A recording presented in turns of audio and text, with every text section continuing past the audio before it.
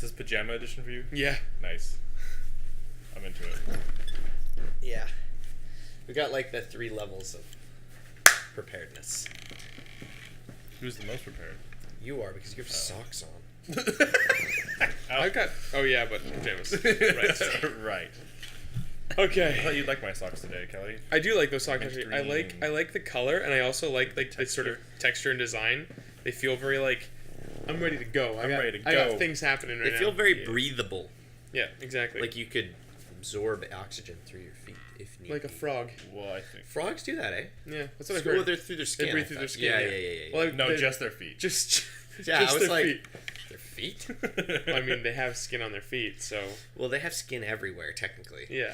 Over their entire body, except for their eyes, just like us. But then we have, like, lids that go like this. Just like they do. They have They have a eyelids, and film. then they also have... Like I think a- they have both, Like right? the film things. Yeah, Like because most cats. amphibians do. So Yeah. they can, like, close their eyes and still see. Like alligators yeah, have I that. didn't realize till very recently that cats had 2 sets of eyelids. Cats have 2 sets of eyelids? Yeah. Cats... What? Yeah. No. You ever seen a cat where they like start closing their eyes and there's like this like thing that comes in this way? I've never seen that before. Yeah. No. Cats have 2 sets of eyelids. they I don't think that's a thing. The first set don't close though. I don't All the think way. that's a thing. Yeah. Alright, well, we're gonna get a fact check going on. Yeah, I gotta do this right now, guys, real quick. Super important. Do cats have 2 sets of eyelids?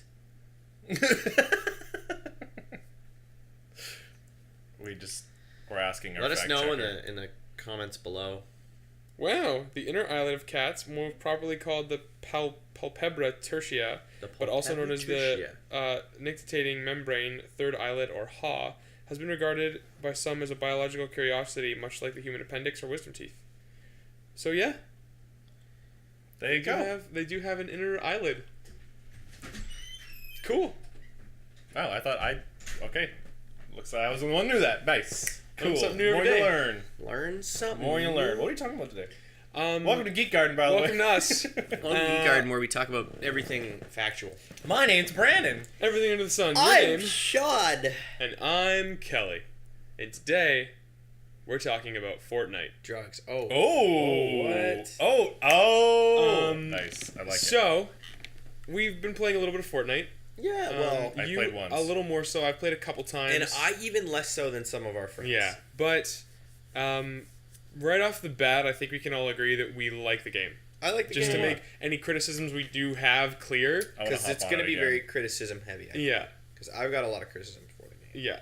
But overall, I really like it. I think it manages to blend its crafting and combat in interesting ways. The crafting was like the sort of base building is done in a very quick, concise manner. So Very once you learn smooth. how to do it, you can very quickly construct what you're looking to build. Yeah. Yeah. Which is really, really nice. There's a lot of... The tools are very simple, but you can kind of do a lot with them. Mm-hmm. Yeah. And then the combat is pretty standard, sort of... Combat's fun. It's nothing special, but It's fun. in combination, it kind I of think services. considering that it's at that like free to play level, it's like very satisfying. Well, that's actually something I want to talk about.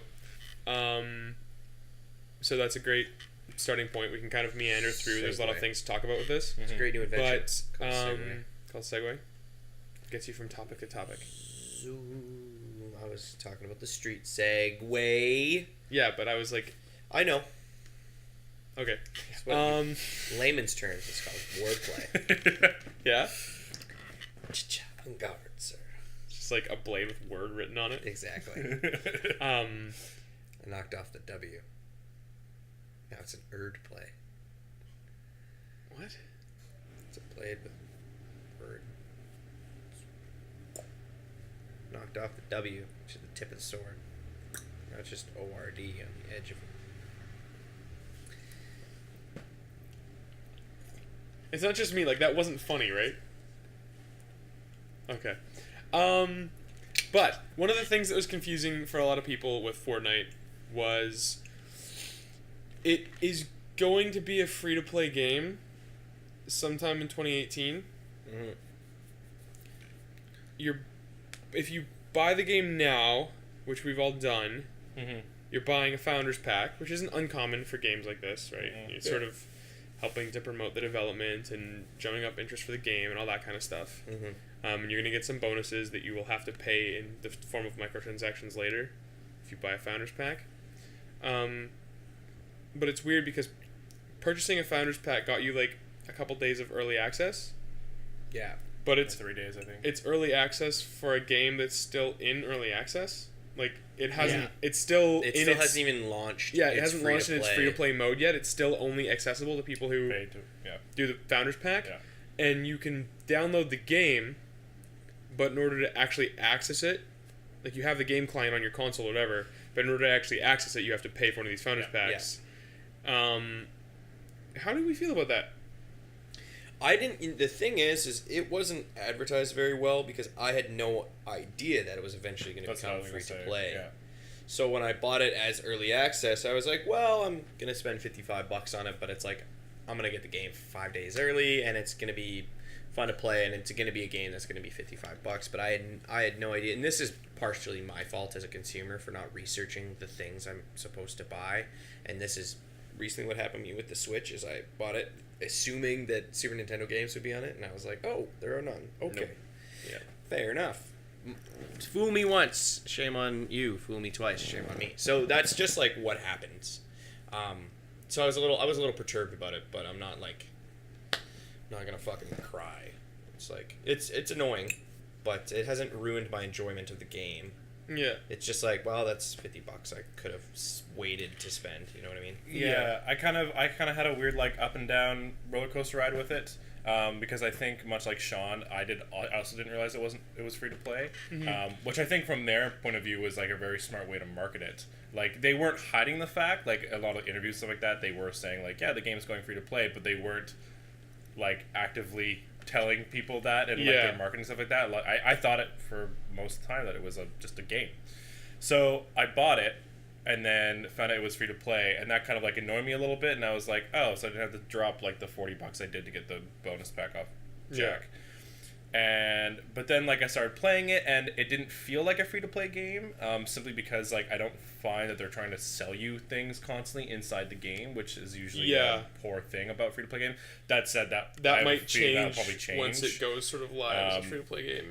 Yeah. Whether I don't know if this would be a thing, but I'd love if like they're able to tell that you bought a Founders Pack, so you won't get all these ads come up being like, buy this with your coins, buy coins, this kind of thing, right? And I'm hoping that will just like not be a thing for us because we're doing it free to play. Well, just on a good note from the Epic Games who made it, it's like they also because they had a bunch of early access like outages and server maintenances, they actually gave everybody like 15 free llama packs. Cool. Who bought the early access? So that was cool. Oh, like, so I got that too. I think so. Oh, cool. Yeah, if you had it. I logged in. It was like you have 15. I was like, whoa, what the? Okay. I actually want to talk about that briefly because I haven't researched it, but apparently Fortnite was originally announced like a while ago. Yeah. And like it was while Cliff Bleszinski was still at Epic. Yeah. And he has since left, started his own studio, and has his own game coming out at around the same time. Lawbreakers. So Lawbreakers. Right. Yeah. Lawbringers, the boy with the halberd. Yep. So I think that's interesting, and I think that it might possibly be part of why they're doing the Founders Pack thing so early, because the game doesn't launch free to play until 2018. Yeah. And it's possible, I don't know, but they could be like, this game's been in development for a while. Epic has the money, but it could be a case of like, let's ask if people are willing to sort of pay for it now. See if we can get back some of our costs before we fully launch the game. Mm-hmm. And yeah, I don't know if I really have an issue with that. Like you said, they're not hiding the fact that it's going that it is going to be like that's a known fact that people are aware of. Mm-hmm. Yeah. And I think they'll get it sort of a second bump in marketing, right? Like, hey, there's a bunch of new players now. The game's free. Like, apparently the community's been huge for a while now. Like it's been in some alpha model that you could have played for a long time now. So like the community quite hyped. Yeah, the community's around. I think it's also the fact that it does something a little different, right? Like people often gravitate to something new, even if it isn't perfect yet, just to have a new experience in a video game. Yeah, which I think is really cool. This like this concept of like having a paid version of the game way before, but then also being aware that it's going to go free to play is something that hasn't really happened yet. And I think it's a very interesting way to market it. I don't know how I feel about it early yet. access, that's actually an interesting conversation, because early access is kind of changing how we interact with our games and how we like sort of get them. But in some ways it doesn't really feel like it's any different from the fact that games get like updated and patched. Mm-hmm. Like games are never really done anymore. Yeah. Even when they're done. True. Right? There's always they're things done when like the people stop playing them and the stop supporting them, and it's just kind of they just kind of fade. They're not like okay, here's a game and we ship it and then that is the game. Mm-hmm. They're constantly getting tweaked. Like games have like services now, like entertainment services. Games have mechanics change sometimes. Like you play like a Dark Souls game and they tweak how a stat works, or like they change the frame rate, like the frame data on certain moves and stuff. And so it's not even... They even do that with fighting games. Yeah. Which, like, and those games boil down to their frame data. So, like, by some metrics, you could consider that, like, it's not even the same game anymore. Mm-hmm. Which is a weird conversation as to, like, I paid for this, and it's not that anymore. Mm-hmm. Which is an odd thing. So, the early access thing on the surface is kind of like, I'm paying for a game that's, like, not even done yet. But all it really is just that it's still getting more support. Yeah. Than it will, like, incrementally than after a certain point.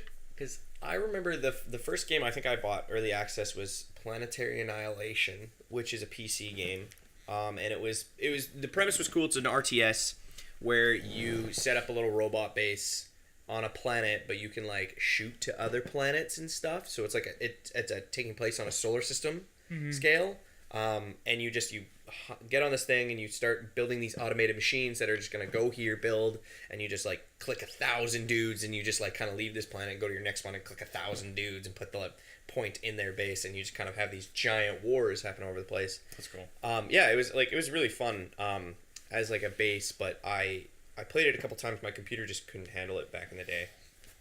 But that was the first game I bought early access, and I remember like this game was a lot of fun, but I think it's like way cheaper now. Yeah. And it's like completed. I guess what I was going to say earlier with the comment on like going free to play is that the free to play idea is usually on massive like MMO games, and this would probably fall into that category.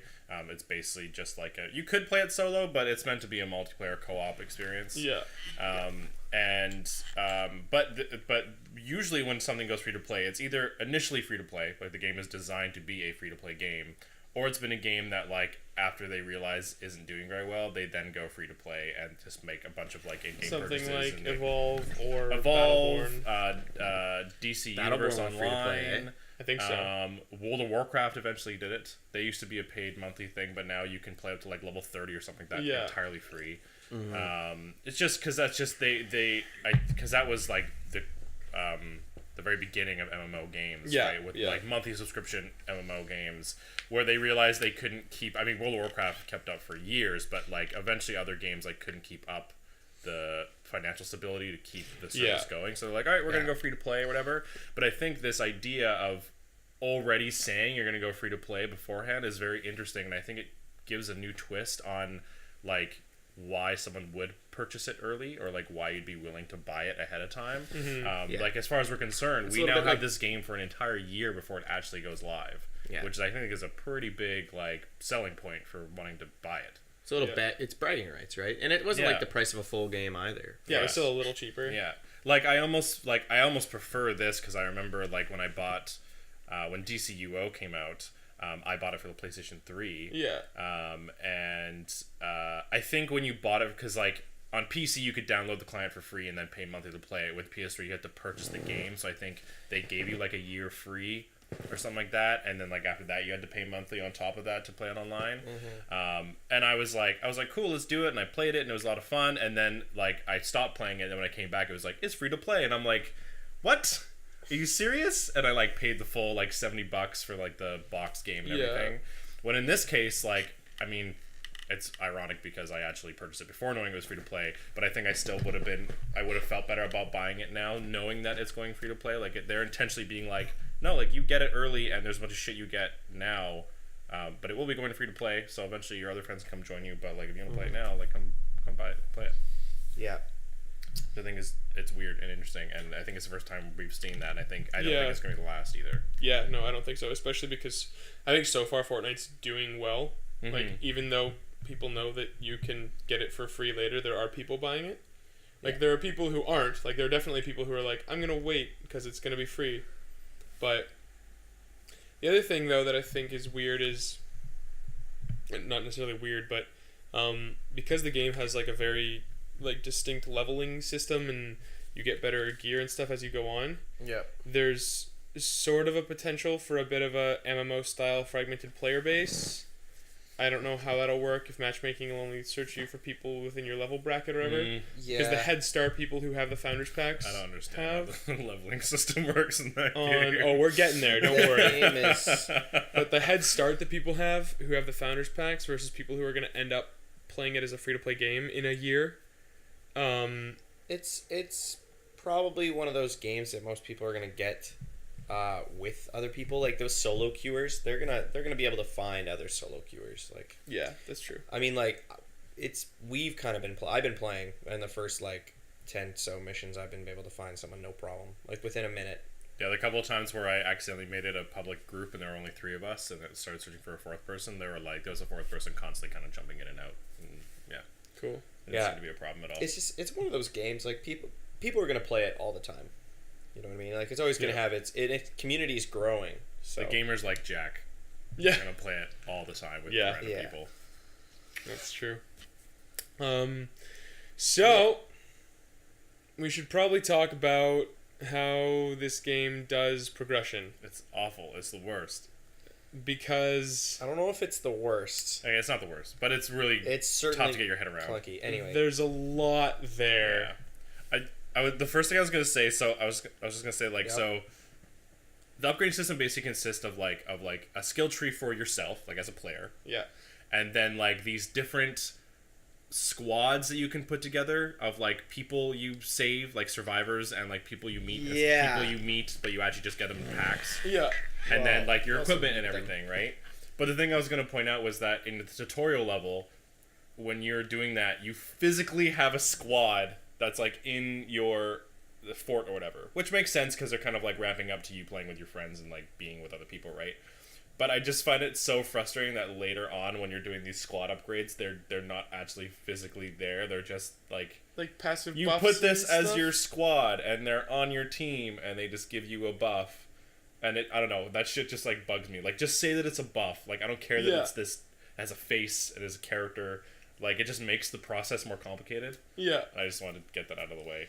yeah, your fire team buff, your health buff. Yeah, it's just Yeah, like, and then within the squads, there's like different types of squads, and then there's like your defense team. Because there's like, two different oh. there's also different kinds of squads because there's the So squads that you have when you go into the game. You have your that's composed of your playable characters, Yeah. and basically you have like the one that you're gonna play as, and then you can slot your other characters into to give you squad positions to give you bonuses. Yeah. Like every playable character also doubles as And a then- equipable buff, Yes. basically, which is just odd. But then there's also the survivor things that you were Which are talking about. Purely Yeah. just. Where you construct a bunch of different squads of like non-player characters that you never see, like you don't interact with in any way. They're Yeah. also basically just cards that you put up who give you bonuses, I think, to something. Yeah, they give you bonuses to like fortitude and health regeneration and Then, like, even within those damage, survivors, like, attack, there's whatever different type types of means. survivors you can get, and you get buffs for, like, putting survivors of the same Combining type their personalities together. and stuff, yeah. And you're like,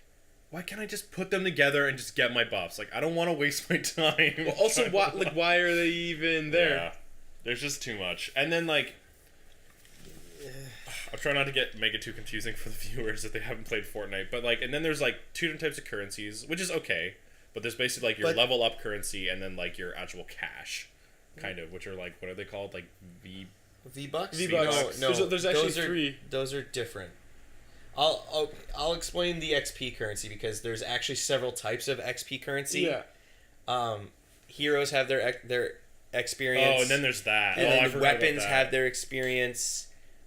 Survivors have their experience. The weapons thing is actually the schematics, so you can use it to upgrade your traps as well, and your swords or whatever. But the way you get them is so weird. Well, you get them from completing missions and from like sometimes recycling from heroes packs. But that you they're don't need. but they're like XP packs. Yeah, basically you get an amount of XP Yeah, that but- goes into your pool, and then you spend it how you want. Yeah, Yeah. which Where is you want. very Which- kind of like the way they visually do it. It's weird. It works, The but concept it, itself it makes doesn't sense, but- give you that information very clearly right off the bat. So you're like, "What? I have like this chip of XP now. What do I yeah, do?" I understand that it's a little confusing. But Yeah, it's like, just like I think that system is okay. yeah, it just adds to a number. It's just the But conveyance. It's to the chip, yeah, because to it the- looks like a chip, and you're like, Yeah. do I have to slot that into someone? Yeah. Yeah. So that's I think just unclear. So there's those different kinds of XP, which are one thing. Then you've also got your what are they? You get because you get experience for your heroes, and then when you get enough experience, you just level up and you get an upgrade token. So you upgrade your base, which gives you a little upgrade point. And that's Right. your little, like, because it'll say, like, for me it's Tar Pit 3000, so Tar Pit 3000 will go up to 2nd level.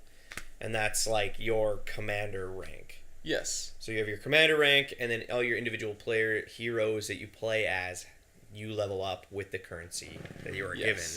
And then you level up the weapons that you were given based on their schematics. That's the other concept of this game that like I'm getting off topic a little bit, but like That's that fine, you there's a lot going on play here. that you don't play as the characters you play as a commander instructing Yeah. them, like which I feel like is something that they didn't have to. They didn't have to do it. Like they could have just made it so you just play as these rosters of characters, and then your Yeah. characters upgrade the base. But you're playing as like this commander, which you never see or meet. It's a you, right? It's like the idea is it's you. Yeah. And that you upgrade your base and you choose which character you play as or hire to do the job, or like it's just And I think that's done to sort of in the world justify why like your AR upgrading stuff is relevant for all characters. as opposed to just a Yeah. character. But like it's not necessary. Games have been doing that for years where you just like have Yeah, multiple yeah. rosters and you have like team upgrades and like that's fine. yeah.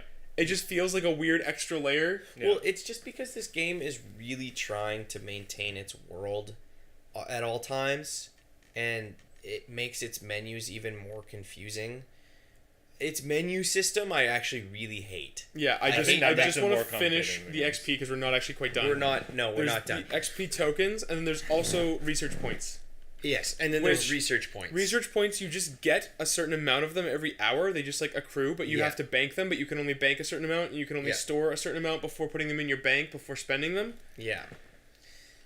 So there's like 3 tiers of the research points alone, and they're just one Which, of like, the upgrade currencies. In concept, that like makes sense because it's kind of like your research team. No, is, I like it. researching, but it's just like another. It's just that's the thing. Is currency you it's have to just fucking another keep on top of. fucking thing that you have to manage. And like and worry sometimes you about. forget what you need to upgrade what, and you're like, oh, I need research points for this. I should go bank some. Oh, I just banked some, so I can't collect any. And like, ah! You're like, oh. Well, yeah, because it's like you're going through 2 tech trees at once. Yeah. You're going through your research tree and then your upgrade tree, and then there's 4 tiers of both. And your fucking upgrade tree is a mess. Oh, it's probably one of the messiest things. There's I've no ever seen. like I have no idea why anything is a prerequisite to anything. It's just everywhere. It's a funny contrast because I'm playing The Witcher 3 right now, Mm-hmm. I and didn't play that game. The Witcher 2's upgrade tree was like a little messy but not awful. It was Yeah. basically Yeah, it just was like okay. each one of your main like areas, your fields of study, if you will, was like in a circle. They were all like pointing in the compass directions. Yeah, and right? then you had a web, and And then it just was went kind in of that it kind of direction. went out from each one, but you could very clearly see like okay, that's a prerequisite to that, and some of them were like weird branches that kind of stuck off, or whatever. Mm-hmm. Yeah. Witcher 3's upgrade tree is literally just like a drop down menu. Like if you want combat, it's these ones. If you want magic, it's these ones. If you want alchemy, it's these ones. Yeah. And then Fuck if you spend yeah. enough points in that pool anywhere you want, you unlock the next tier. Fuck yes. And it's just so simple. They do a weird thing I where feel you like can only most games have. have been that way, and it's like why are They do a weird so thing in which are complicated? not like going on for too long, but just for the sake of honesty, they do a weird thing where you can only have a certain number of upgrades equipped at a time based on what level Which, you are, yeah, that bugged Oh, which me, is but strange. which is odd. But that's 'Cause- That's some game It- balancing shit. yeah. But yeah, it makes me like as a player in that instance, I'm just like, well, I'm just gonna keep upgrading the ones I The can one thing, use. yeah, exactly. That's So- how I would do it. Yeah. So that's Yeah. kind of shitty, but that's like- that's another. But the thing is, there's no perfect system for upgrading. Yeah. But we can all agree that this is kind of it's a little like I'd be okay with this system if it was easier to manage, but it's not because I look okay. First off, the web is fucking stupid. It's meant for a mouse and keyboard. Yeah. So us playing it on console, it's fucking annoying. So hard to navigate. Yeah. And that's like with most games that are ported to everything. It's like, oh, this would be so much easier with a mouse and keyboard. So I'm trying to get to one upgrade last night, and it literally took me like 3.5 minutes because it kept going, whoop, and I was like, nope. And going down the wrong direction. It's like, I'm going to fucking end you, The game. other thing is too, though, is like that the specifically like the skill tree. It's like they try to categorize it by giving them different colored backgrounds, different sections of the web, where they could have just separated into different skill trees. Like the fact that your 2 other class types that to unlock are buried somewhere in the skill tree and not even in like obvious spots. Yeah, you have to already know that they exist and go looking for them to know where they are. So like I want to unlock the is it the Outlander? The Outlander, yeah. So I had to map out like what the fewest amount of steps I have to take to get to it. Yeah. And it's like into the skill, like, so you move left to right in the skill tree, by the way, which is also kind of strange. And you go like, as opposed to like down or something. yeah, you have to go this a little bit, and then have to just like do a weird angle and keep going right a little bit, and then after like 4 or 5, you get to the Outlander, and it's like in the middle of this giant fucking web. Like, It's it would have just, been like, just it's so much weird. easier if they boxed them all instead of creating this dumb web, and then some are bigger and some are smaller. Like, just make them all the fucking same size. Give a symbol to the ones that are important, and put them in fucking boxes. So this is your first tier. This is your second part. This is your third. This is your fourth. Instead of like, this is a hexagonal circle, and then it leads into this one. And it's like, are you literally killing me? I almost feel like they should have separated it into, because I don't think a lot of the skills are class based. They're just general. Yeah, I think stuff. So I almost feel like they should have tiered it into Sort of like class like based. base defense, base offense, or like building, and then like your like own weaponry and like those different type of skill trees, and then like maybe after you spend certain points, there's like another tree that lets you unlock a class or something like that. Like, I don't know, like it's just they could have organized it. Organized it, yeah, because then you also have like 4 tiers of both that and the research tree. So if like you think you're getting close, you're not even fucking done yet because there's more of them. Also, the one thing I found very strange is that there are some things you can lock in the skill tree that are the exact same in the research tree. But usually it's just a generic buff thing, but it's like the same symbol and everything. It's just exactly. Like, you can buy a defense buff in the skill tree, but you can also buy a defense buff in the research tree, and you're like, oh, okay. Yeah, and the thing is, like, if you were kind of talking about, like, I want to get all my buffs in a row, it's like, they only sort of separate them, so, like, if their like, whole thing was like, oh, I don't want them to go max fortitude right away, you know, like, what would it matter because it's still tier 1, and if I'm still doing all the tier 1 stuff, like, fuck it, right? Because, like, if I got, let's say there's like 10 fortitude buffs, and I just go, yeah, I'm not gonna go all 10, and like, I'm done my fortitude for this skill tree, but I haven't like done anything else. It's like, so what? But you mixing it all up is just only makes it confusing. Yeah, I think it also harms their co-op and gameplay based game, because I feel like you can't, like, it's that much more difficult to have someone who's really good at a thing, so you can like team balance. Yeah. Right? It's like, oh, yo, Jack, you are like really good at building forts, so like you can build all the constructs, and like, oh, like Brandon, you're really good at laying traps, and like you get buffs to laying traps, so like do that, right? Yeah. And because it's so confusing, and I also feel like it's not linear in that sense, where like buying a trap upgrade leads to another trap upgrade. I don't. At least as far as it makes it harder to specialize and make the character that you want to make. Yeah. Because that's what a good RPG does. Yeah, let's talk about that. Co-op game. What's the purpose of a skill tree? Well, it is to give you a sense of progression towards abilities, right? And also play the like, way you want. Yeah, like you choose the things you want to be good at. Essentially. Because and you upgrade those things. If they're gonna have just this mess, why not just have like you upgrade stats as you go?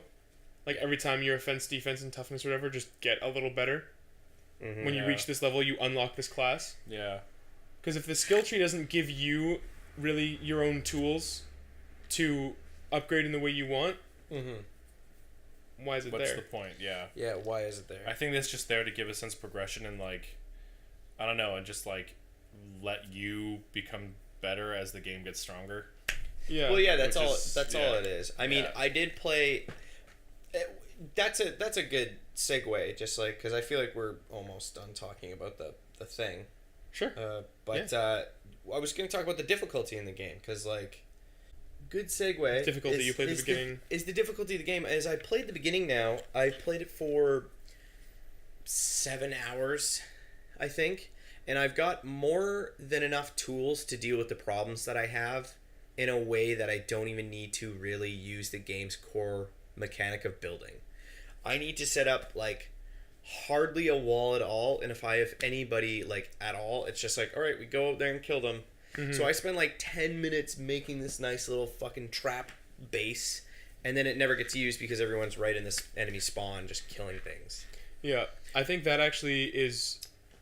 I think that's even still a part of the upgrade problem, yeah. Because I think that the upgrade thing... Because you see this sometimes in video games where they have mechanics that just feel like they're there because somebody thought that games should just have them for some reason. Yeah. And I feel a little bit like that about the skill tree and the upgrade sort of system in Fortnite. Yeah. Because I agree with you. I think the difficulty for that game should come from more interesting configurations of enemies and stronger enemies and stuff. So you really have to... It doesn't get to that point. I played a game with Benny just last night, though. And they're like 10 levels ahead of me. And it was just us three doing Benny's like 9th base defense or something.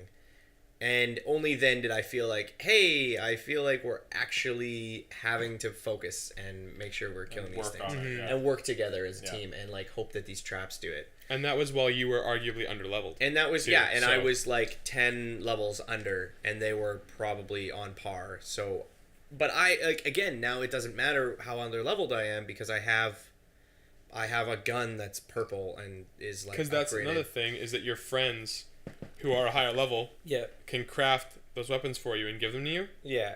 But I crafted that one myself. Oh, that's cool. But the thing is but like, that still I is have all a the thing. materials to get these legendary weapons anyway. Yeah. So, and it's because it's a rarity of a drop, right? You can just kind of get it and then you have to craft it, but there's this material you never get. Yeah, we can get into more later, but my other thought too is like before the game came out, my implication was that there was a bigger reward system for like going around adventuring and like looking around the fucking world that you're put into in a level, but there isn't much of a reward system for that. In the more suburban levels, there are some like hidden shit you can find, but in a lot of the ones where you're like in the forest stuff like that, there's not a lot.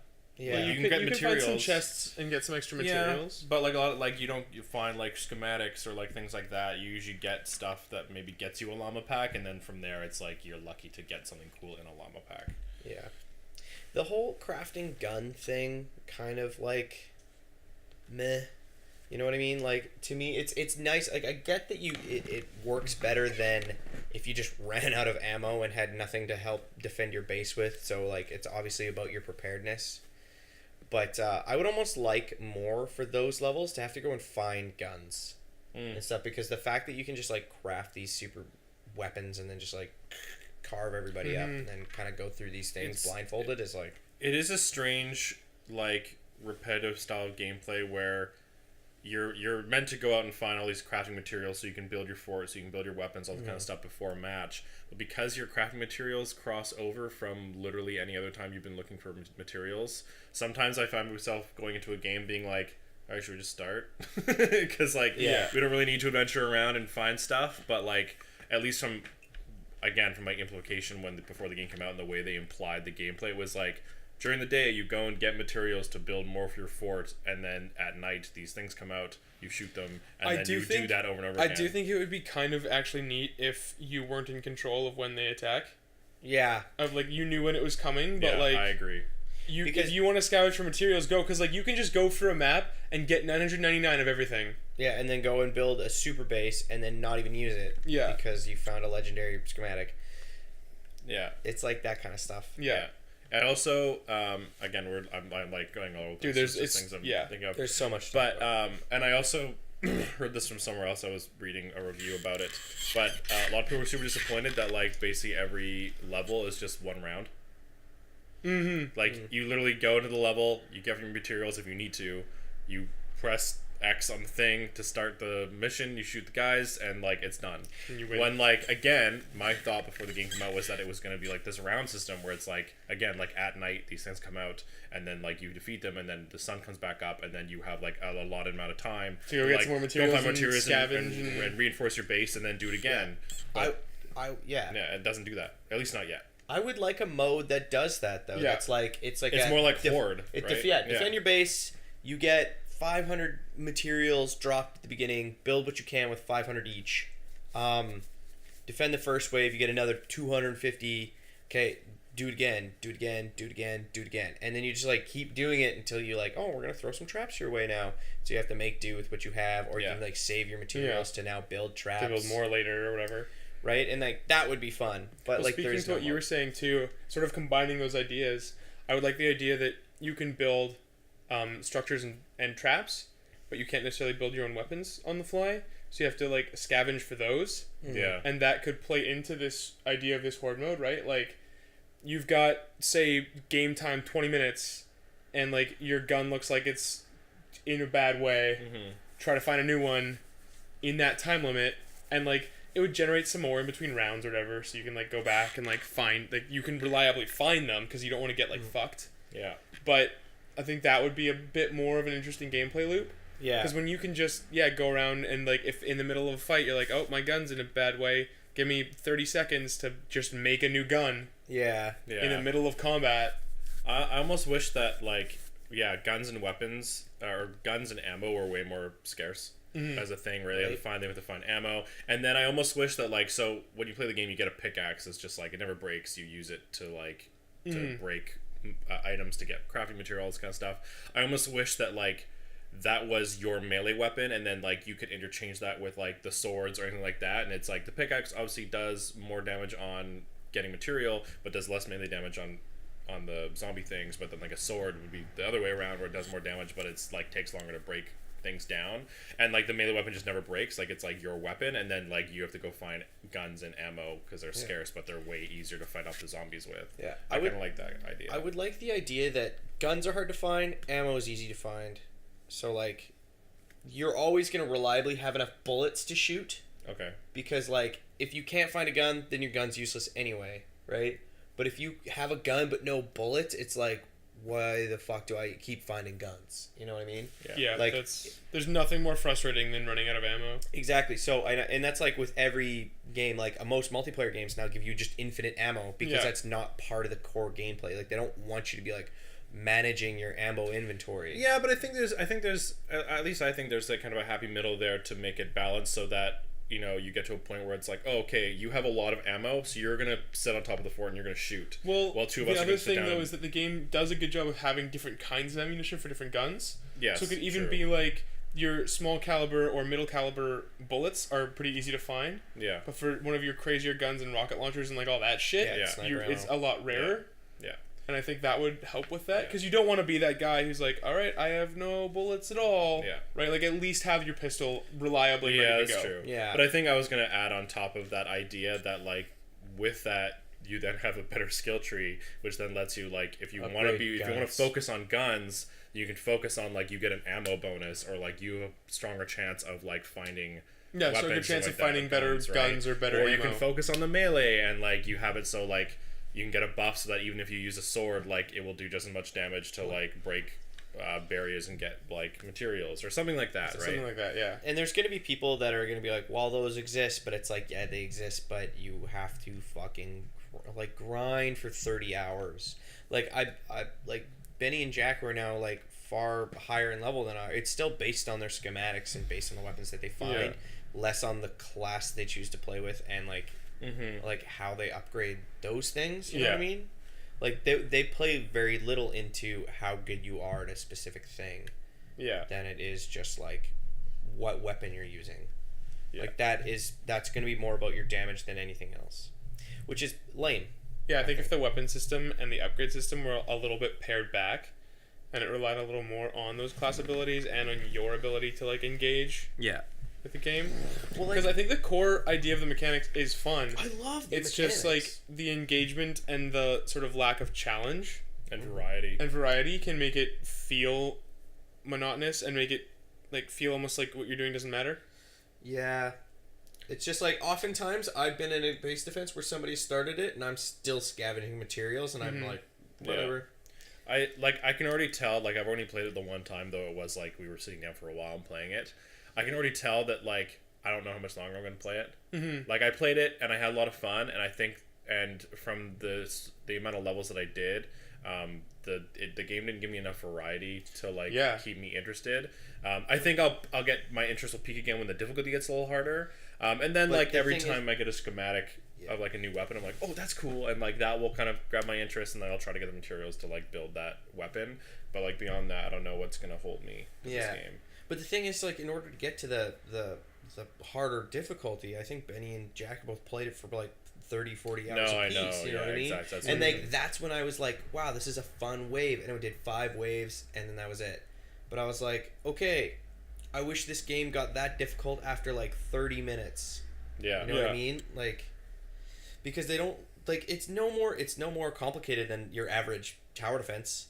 It's just there's more stuff, right? I think front load all this information. I think the game itself, like the actual gameplay, is very simple. So much fun. Extremely simple. No, and very fun, but also extremely simple. Like I think there have definitely been tower defense games that are way more complicated about like upgrading your like turrets and things on the fly while like trying to keep your fortifications up and everything. When this one is just it's very like, oh, it's damaged, just hit a button or it starts repairing it, and you can build new shit. And like all the in-game stuff I love. I love all the in-game stuff. It's smooth. It looks good. The moment to moment of the gameplay is quite well executed, and it's great, right? It's so awesome. But I just wish it was like ramping up more visibly in the game, because I'm like, okay, when's it gonna get hard? When am I actually gonna lose one of these things? Yeah. Right? Even that one that was like a lot of enemies on screen at once with that game I played last night.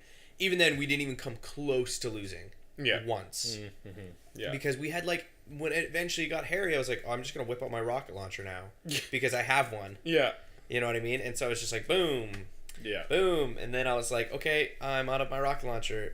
It's getting hairy again. Gonna whip up my grenade launcher. You know what I mean? Like, it just kept having those moments I'm of gonna like, build more rocket ammo. well, there's Just gonna crash some rockets. I like how the rockets kind of work in that game. They have infinite ammo, but their durability just like decreases by a huge That's right. chunk. Yeah, that's right. Yeah. That's and all the cool. explosive weapons work that way. It's like you can just keep shooting them, but eventually they're gonna break. They're gonna break so pretty fast. quick. Yeah. Yeah. I mean, like, it's just one of those things. Like, I want to keep playing because I want it to get good, but I want it to be good now. Like, I don't want to have to play for. You don't want to work to make the game good. Exactly. I don't want to have to get to the second area in order to start enjoying myself. Yeah. It definitely feels like the designers of this game had a lot of fun, like visually designing it and like really smoothing out the gameplay. But then they're like, okay, how do we do an upgrade system? And they just like, just kind of did something weird and didn't really take the time to smooth that out. Free to play model. Yeah, that's kind of how I feel. Yeah, it's almost like they made it and then like handed it over to like another team, being like, all right, how do you make it a free to play thing? That's something that I don't want to call it like necessarily an issue with free to play, because I haven't figured out why this is so common, why this is apparently necessary.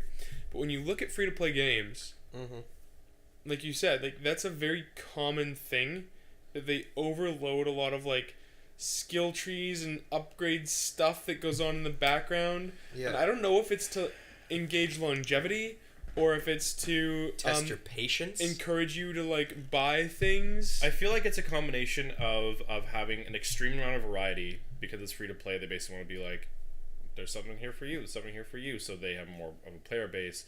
But then also, like, at least from my experience with free to plays, it's like, hey, you can just like really quickly upgrade all this shit here if you buy the thing. Yeah, but there isn't that.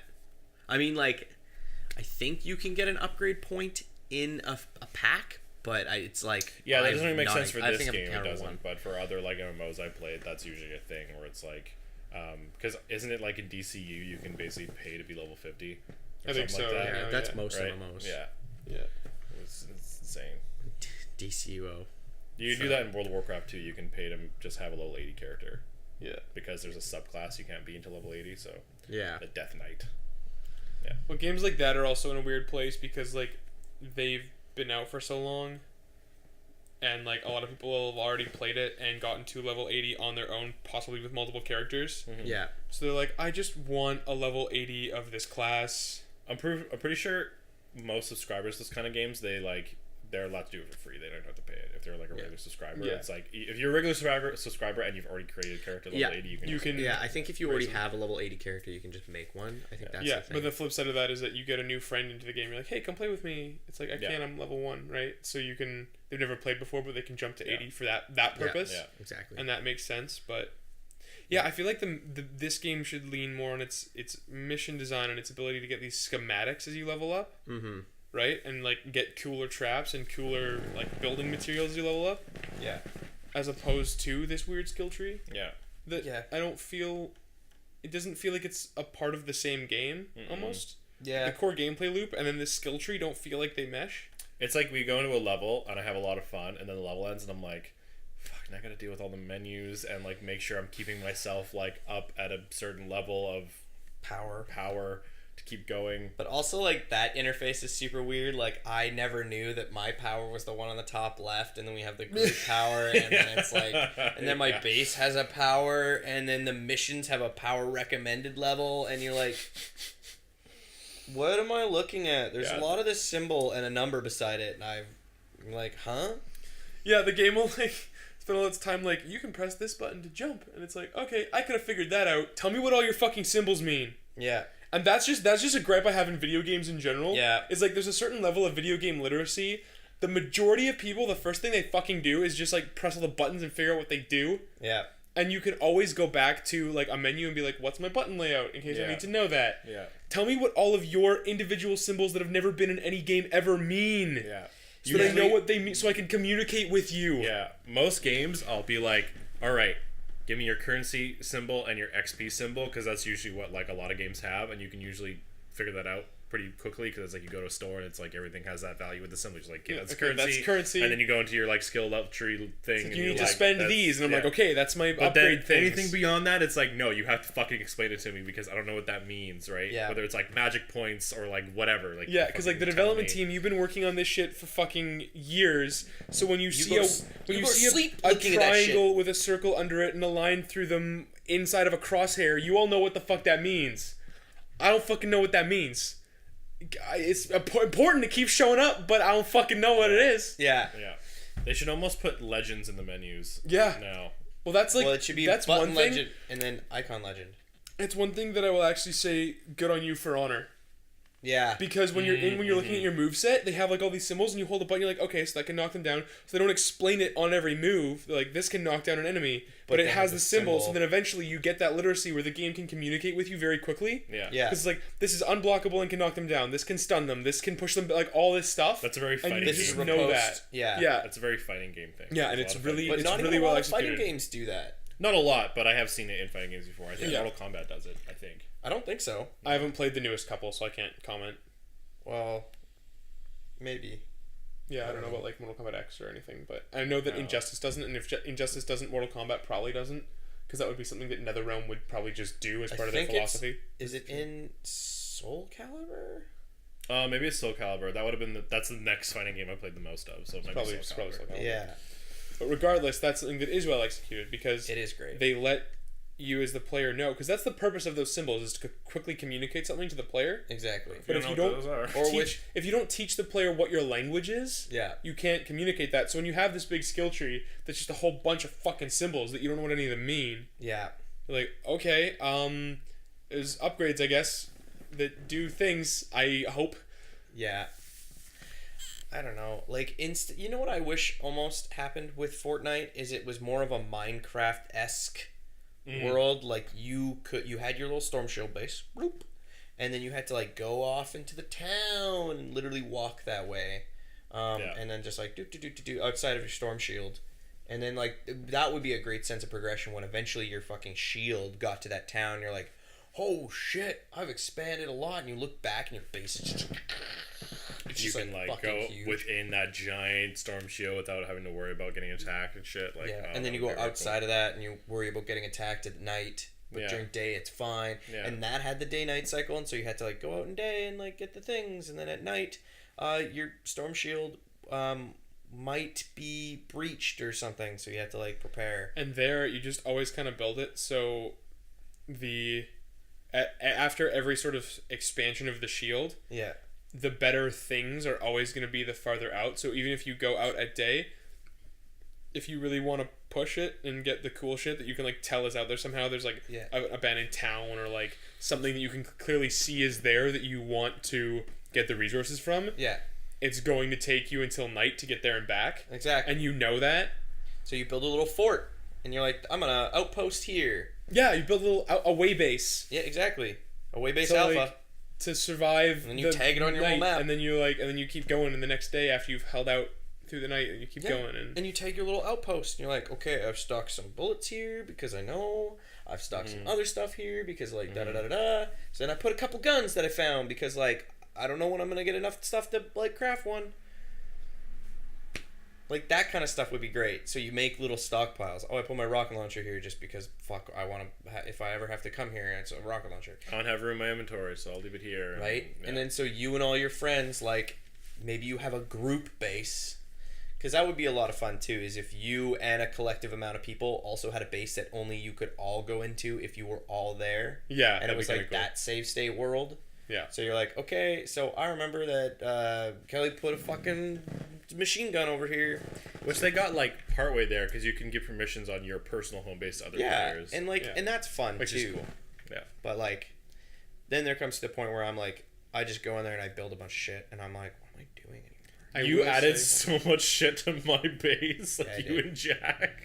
Well, I was just like, all right, God. Brandon, you go over there, and then I built him a fucking like castle. The ironic part was I'm that building a like castle and is that it tells you where they're attacking from, and like you built it on the other side from which is fine. No, but, like I built it on the side that I was attacking from. I did that, and it says build defenses on the east and build defenses on the west. So I built them, and then they attacked from and the attacked south. from the west and the south, which was stupid. Yeah, I don't want to talk about it. it was really. But that weird. happened to me too. And But I like should've- I'm building like this like wood thing with some traps, and I go over, and there's just this brick castle section of my fort that you and Jack have made. Yep. And I was like, what? They're like, it's fine, Brandon. Look, you're never gonna get like you're fine now. I was like, okay. yeah, it's so. But now you used all those materials on my base. Whatever, like the fucking easy come easy No, go. that's true. Yeah. But like, see, that's the part of the game that I love is like the building and the making shit, and then you like you but build then it and never feels like it gets tested, yeah, exactly. which sucks. But then you build it, and then it's like, okay, I'm out of materials now, and then you've upgraded like one wall. Yeah.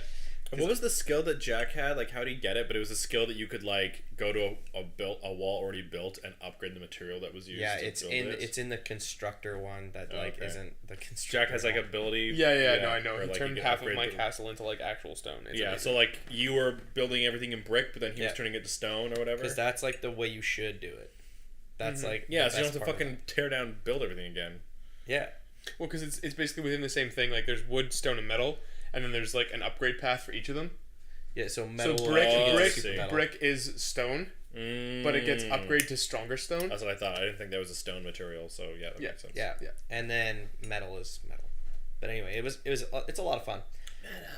See, this is the thing is now I want to play the game. Yeah. But then I remember I'm just gonna be like, oh, this We've now fucking listed all the shit. things we wish that were in it. Yeah. It's gonna be disappointing. Oh, I would just love to need to build little outposts. I can't wait. I don't want to get super into it, but like I can't wait for MMOs to get to just that like new level, where Yeah. because like I grew up in that era of like World of Warcraft and all that kind of stuff, and like I love MMOs, like the sense of like community and like just like going on with your buds and just like grinding through shit and just like having a good time.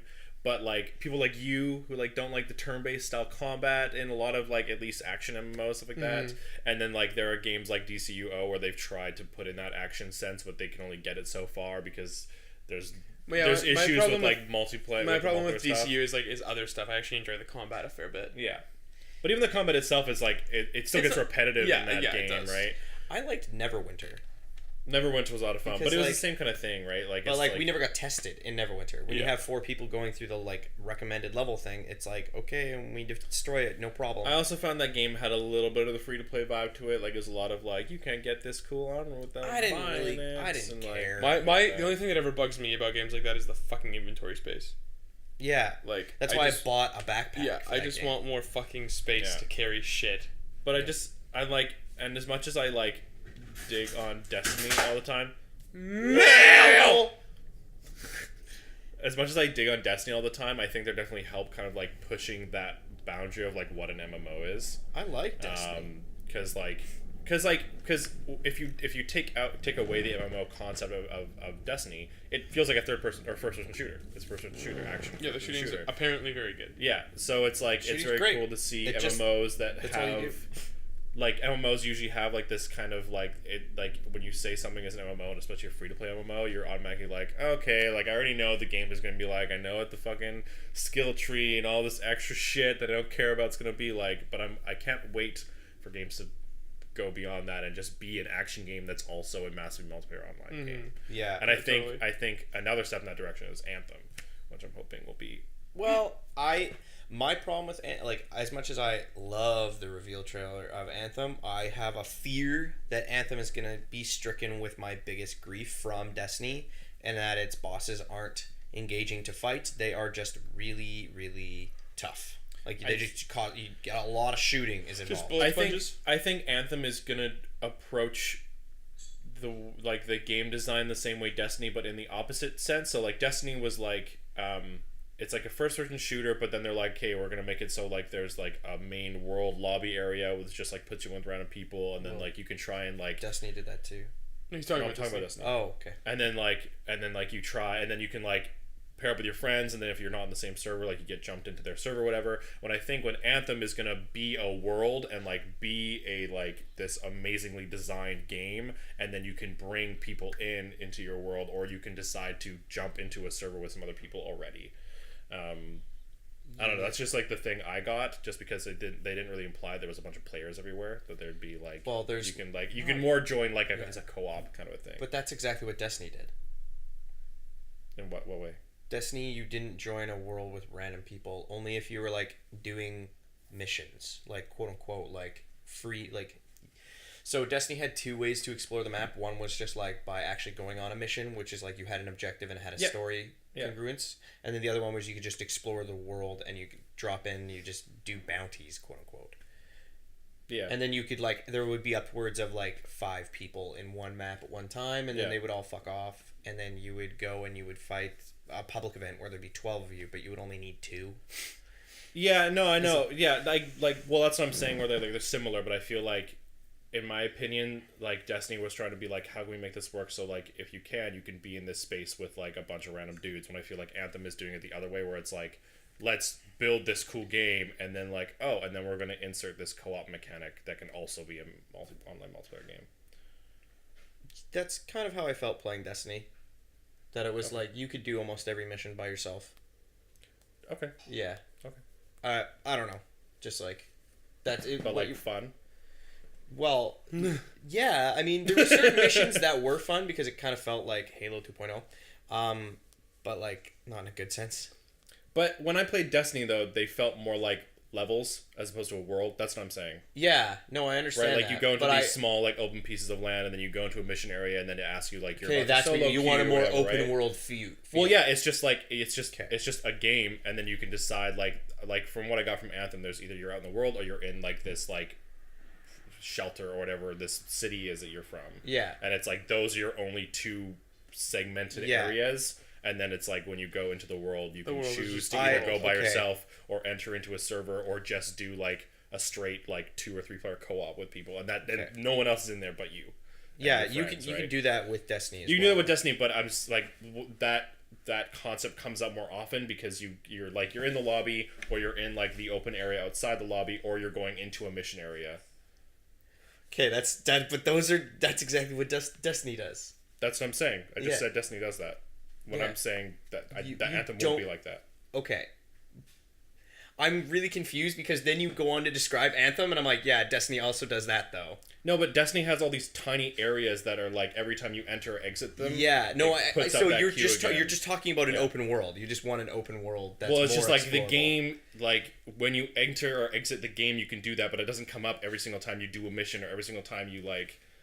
Like, do you get what I'm saying? No. You're describing it really weird. Yeah, like open world, right? You just you're either in your hub or your open world area. Yeah, and like that's There we it. go. Yeah, Yeah, that's you it. made it way more complicated than it Holiness. needed to be. Sorry, I was just like, because that's where you were losing me. You were like either in this thing, and I was like, whoa, where are you? Well, because talking Destiny about? always like it's always segmenting you into different areas. Yeah, right? no, Destiny, because it's like you're either in Earth, Moon, Venus, Mars. Yeah, and it has whatever. like all these much smaller open areas. and- yeah. You won't get these weird segments in Anthem. Like it'll just be Yeah. like you can decide to start playing the game with random people online, or by yourself or whatever, and then like that's it. Like you just keep playing in whatever state you chose.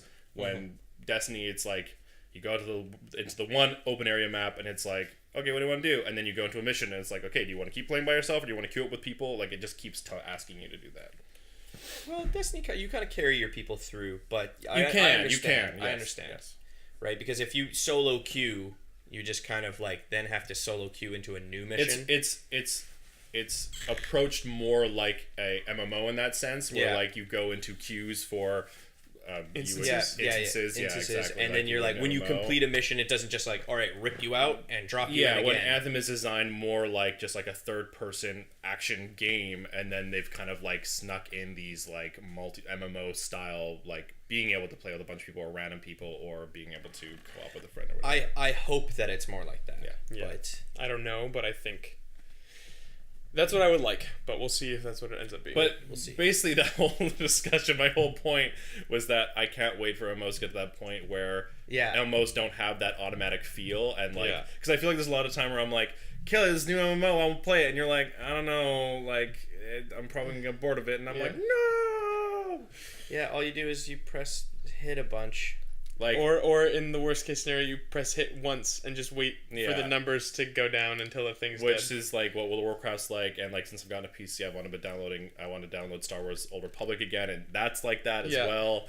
And I'm just like, and I get it, I totally get it, because like that's probably my least favorite part of all those games. Yeah. It's just And I love combat systems in games. Yeah, I just so I'm love like, the visuals and like the progression of it, and like finding new armor and like the world and everything. So I get involved in all that, and then like the social aspect. I love the social aspect. No, yeah, and ironically, I usually don't like meeting random people. I usually like it when I'm like, "Hey, yo, Sean, like hop on and like we'll go." well, like do that's shit the thing together." is, I would love a game that was just like a fantasy. Like think about a game, kind of like Kingdoms of Amalur or a Skyrim or something. Yeah. Like your open world RPG, The Witcher, but with co-op, not an MMO, but with co-op. Dragon's Dogma. Fucking a co-op Dragon's Dogma. Yeah. Fucking would be the best shit. I would It never would be need to play another game Yeah. because I would be like, guys, we're playing Dragon's Dogma forever and ever because it's great. And I just I can't even start talking about a co-op No, Dragon's no, Dogma don't, because don't. I can't even. We're talking about Fortnite and MMOs now. We got way off. Yeah, I was just kind of letting you guys have that. That was like such a misunderstanding. I was like, I just don't get what you're trying to say, Brandon. I don't know why. Because he was being more confusing than he needed to be. That was what happened. I'll be honest. But it was really funny to watch. So, Good. I'm glad. I feel like during that whole thing, you should just bleep it out. Oh, so that's what you're talking. Okay, I get it. but I think we pretty much wrapped up on Fortnite there. Yeah. I mean, yeah. Takeaway, Sean? How do you feel about Fortnite? You know what? I stand by what I said at the beginning. I really like Fortnite. I think it's a great, fun game. I think it is a fresh take on the whole fort defense. It did the thing that I wish Minecraft did way better. Which was just like, you know, when you played Minecraft, like if you ever played the survival mode, you built your little fort and then you defended it. I don't really play Minecraft like ever. I played Minecraft quite a bit and I loved it. Yeah. But like that was my favorite part. It's like, oh, I'm gonna build a sword and defend my fort, and then that was it. Yeah. But like I got very bored of it because it wasn't fun. Yeah. It's just like it was like, interesting to put your blocks down and make your little fort, and then be like, okay, now. Well, I think I don't want to go into another whole topic again, but I think that almost brings up the idea of sort of the procedural generation versus like scripted narrative of a video game, right? Scripted design, because like in Minecraft you can build your fort and stuff, but like enemies will or won't show up, and like you don't know how many and whatever, right? Whereas I think it's more engaging to be very cognizant of the challenge you're going to face. Yep. And sort of know what's coming. Yeah. Because video games aren't fun because they're realistic. No, Like, they're fun. They're fun because They're they games. present like a challenge, and they present like a very specific obstacle to be overcome. And give you tools to. And then you get the tools, and then it's about your ability to use them. Yeah. which is something that I think at its core Fortnite does very well. Yeah, it does. I just think it needs some tweaking, and I think that might even be part of why the Founders Pack thing is happening. They might even be sort of looking for the game's identity, Yeah. right? They might be kind of like, we've kind of thrown a lot at this. Let's see what sticks and what resonates Yeah. with people, and we might find that the Yeah. free-to-play version has some of these elements pared back. I don't know. Yeah. I'm curious to see what they will and will not change when the game is really released. Yeah. I'd love to see some different types of gameplay, like different game types. Yeah. Yep. And more then, of a horde and then mode, a just, survival mode, a better progression system. Yeah. I would really like a better sort of base defense. Like, I think a mode that would be really cool would be like a level, a world, whatever you want to call it, that has a limited amount of resources, and the enemies will come in predictable waves until you die. Yeah. Like, It's fun to lose. see how long you can make your defenses last, build your traps in just the right way that they survive the longest, and just go until you can't go anymore. You have, Because- all that kind of stuff. Because that's where you get those close calls and those like, oh no, you know what I Yeah. mean? Like those moments of like, oh my wall, fuck. Well, it's way more fun when like a wall goes down but you recover, yeah, or like one of your teammates gets knocked down but you manage to like get the husks off them and save them. yeah, Than if you just like, okay guys, we killed everything and everybody still has full health and all of one their round. ammo, and like think about playing D&D. yeah, Every so often it's really fun when we just like go in and we clean up. Yeah. yeah, Because like you then like as the role playing element you feel like a badass and you're like, oh yeah, my character is really fucking good at this. It's like what they do. yep, But it's so cool when we fought that angel and the Yep. team almost died multiple times, but we Yeah. managed to come out with everybody alive. That feels like a fucking victory. yeah. That was a fun fight. Or even just last night. when Last we fought night. the Mega Beast. Yeah. It was like, Oh, weird boy. we're getting hurt. Like one of us got eaten and almost died. One of like our Yep. our cleric got fucking slayed A almost. bunch of us, including Our- myself, didn't have any of our fucking talents and shit left. Yeah, and Like, we just oh. managed to like bust it out with like a couple last ditch potions and some like good plans. Yep. Yeah. Right? Like Yeah. you're fucking leaping like that would have been something you probably would have thought to do No. in a normal fight where you could have just kept hitting it because it would have been fine. Exactly. But you were like, I got to do something cool to end this Yeah. because we don't have time. And I think that's Yeah. what would be fun in Fortnite is that like I need to do something cool right now. Yeah. Right? And you Yeah. never really get to that point because you're like, Exactly. I've built a fucking castle and I'm packing 17 rocket launchers. I'm fine. Yeah, I'm set. Like, oh, 5 husks, got it. Yeah. I'll just kill him with my pickaxe. Yeah. Yeah. You're always over prepared in that game. Yeah, well, it's what it feels like right now. Yeah. There was a few times where, like that one I played last night, I actually ran out of bullets and I had to go and get more wood because I needed it to make bullets. So See, there was that's like, cool. it was actually fun. Like I was like, this is what the game should You're like, feel you like guys all the time. hold this for a second. I need to go get some shit. Yeah, Yeah. and it like and then made, you're down a man for a little while. Yeah, and then it like my gadget came into effect because you like. So there's like abilities from your heroes, and then you have gadgets and all these other. It's so much of a game. Then the heroes even have. I keep forgetting that the heroes have like class abilities too. Yeah, but you have That to I like never upgrade in order use. to get to. Yeah. Yep. Yeah, so good game needs some work. I That's liked our, it. Yep, that's fun. I'm curious to see where this like marketing idea is gonna go. Like this whole idea of like, all right, pay for early access, and like you might be a big part of like. Well, building I this actually game kind of better and feel then making it like free to it's play. that's a whole other conversation. But Ark Survival Evolved, that game has been in like early access forever. Yeah. And it like I think it just like came out. People have been playing Ark forever, and it's Yeah. like gotten Ark updates. is like an old game. And- yeah, like it's like old news, but like it just came out. Yeah. Yeah. What the? Yeah. And I think that's kind of, but like maybe that's where they got the idea with Fortnite because like Ark was incredibly popular. Yeah. People fucking it's It's much more dinosaur riding sandboxy, MMO yeah. fucking game. It's much more sandboxy than something like Fortnite, but Yeah, but I mean the marketing strategy, right? Of like release it now with the founders packs and then release the game later. Exactly. I don't know. I I'd don't love know to if play Ark Ark, is by free the to way. play though. I don't know. I actually it might be. I'm not sure. I feel like it's come up a couple times on PlayStation Store. I'll have to check that. I'd love to play it. Of course I you keep would. seeing It's gameplay a videos. It fucking might be free. dinosaur riding But it sounds just like super MMO. ridiculous. Like you like make tools and stuff out of wood and stone. And, like, Yeah. Well, You can that's like the best. you can kill each other. Yeah. Like, it's Yeah. ridiculous. All right. Cool. I guess that's us. That's everything. I would like Go play to Fortnite. talk about Geek Garden briefly. Oh, yeah. So we are Geek Garden. We're a group of big old nerds who are trying That's our me. hand at this whole YouTube thing. We are evidently here on YouTube. We are on Facebook, Instagram, all the social media things if you want to follow us. And we Occasionally do Twitch. occasionally Twitch. We need to get on that. It's just we are busy.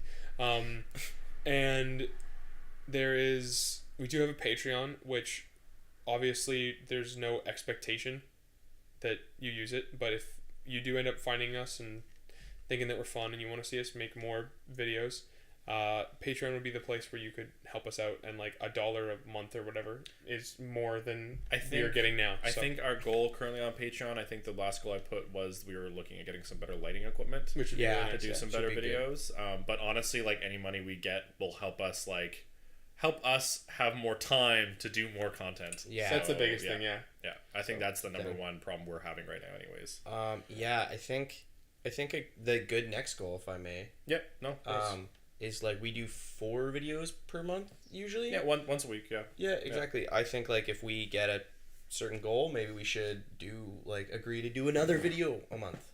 Yeah. If we reach a goal. For or a while, something. we were doing 2 videos a week, but I just ran out of time to edit. Yeah. So unfortunately, they've been kind of put on hold. Though there's some other content. We have the rest of the Power Rangers, plus some Overcooked gameplay and stuff that needs to be uploaded. But Yeah. it's tough to find the time between our daily lives and finding time to do a good edit that's entertaining but for you. we're doing what we can, and again, at the very least, if you enjoy our discussions, a like, a subscription, and sharing it with anybody else that you know who's into this kind of thing, just to help us sort of spread the word out there, and so that we can keep doing this.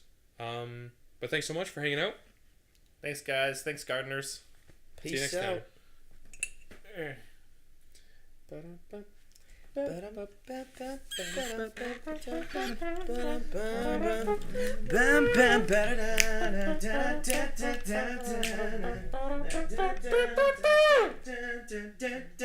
Switch. See if my credit card's good yet. I'm going to use my credit card. I'm gonna spend money on this fucking thing.